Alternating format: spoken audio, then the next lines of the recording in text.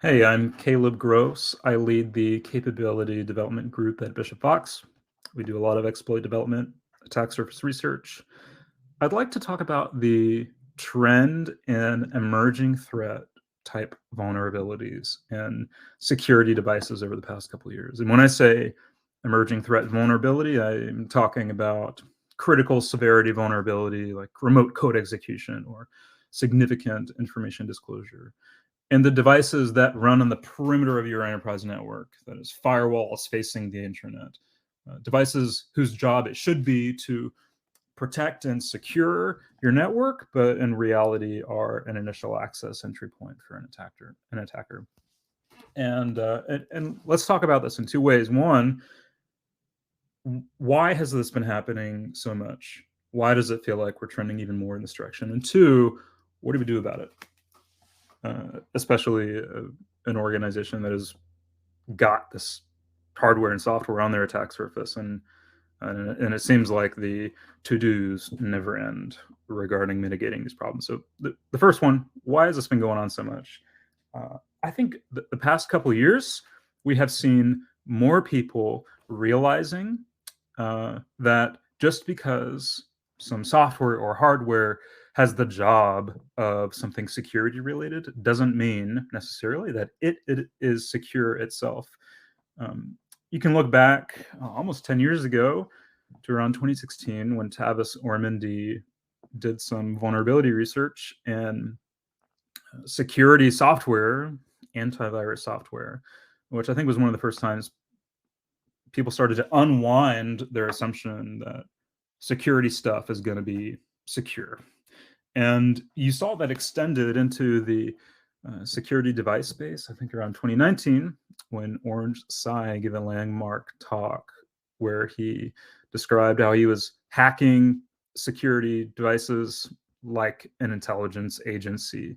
And so what followed over the next couple of years is more and more researchers investing time and effort in firewalls, load balancers, devices that carry a lot of traffic in a privileged position on the network. And I don't think this has even remained flat through time. I think it's increased.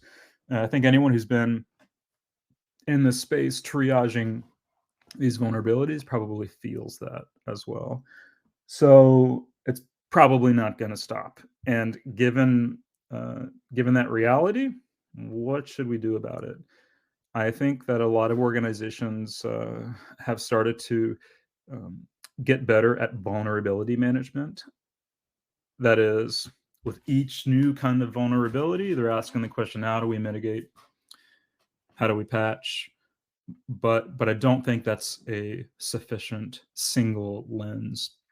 I think each organization with this kind of software, hardware needs to have maintain a parallel work stream of asset management.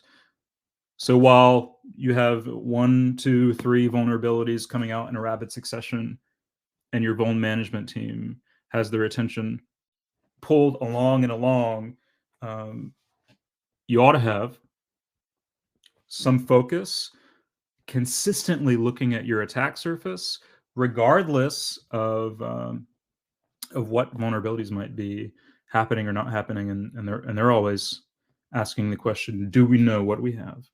Do we know what software is running? Do we know where it is? Do we know what version it's running? So that whenever an emerging threat vulnerability drops, you don't have to be asking the question, oh man, do I have Ivanti Connect Secure running on my attack surface? Because the asset management team has already got that locked down.